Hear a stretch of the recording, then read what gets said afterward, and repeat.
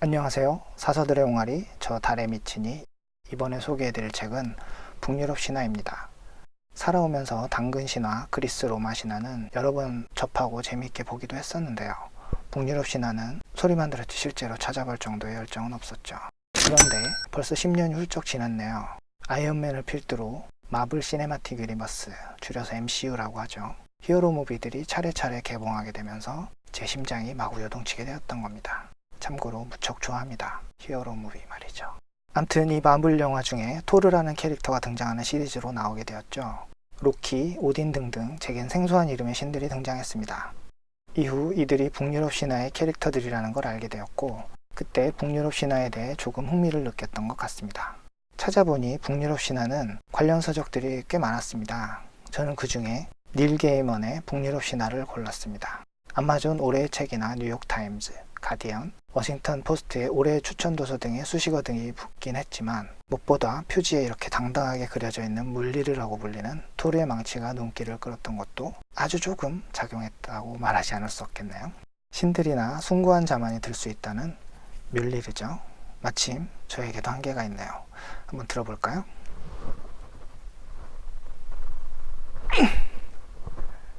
저의 숭고함이 증명되었습니다.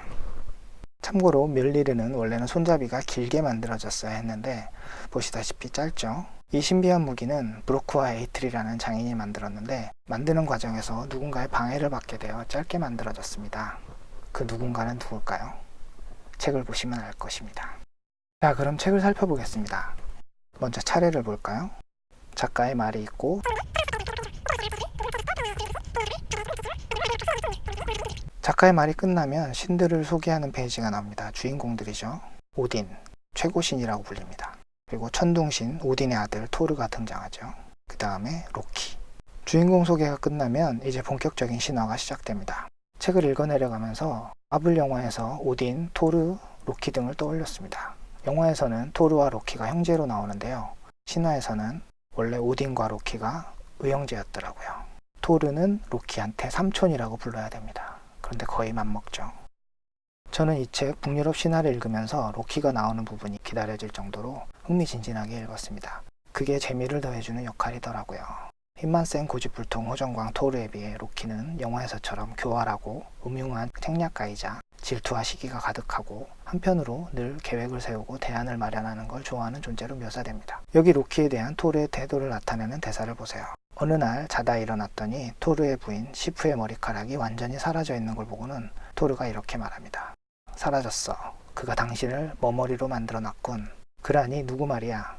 로키 말이야. 로키가 한 짓이라고.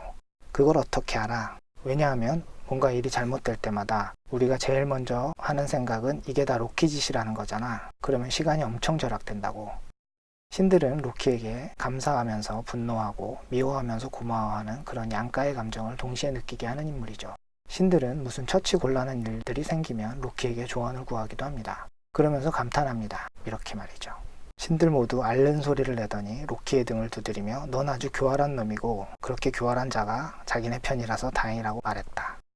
이 외에도 로키가 등장하는 장면들은 대부분 재밌고 웃깁니다. 하지만 이 교활하고 시기심 많은 로키는 결국 선을 넘어버리고 맙니다. 신들의 종말, 세상의 종말을 초래하는 라그나로크를 일으키고 말거든요. 물론 여기에서의 종말은 신들의 옛 시대의 종말을 뜻합니다. 그리고 새로운 인간 세상이 도래하게 됩니다. 지금까지 간략히 등장인물 몇을 소개해드렸는데요. 이 북유럽 신화에는 외에도 많은 신들이 등장하고 재밌는 이야기거리들로 가득합니다. 마블 영화 좋아하셨다면 한번 읽어보시길 권해드립니다. 이만 마치겠습니다. 지금까지 사서들의 옹알이 미친달이었습니다.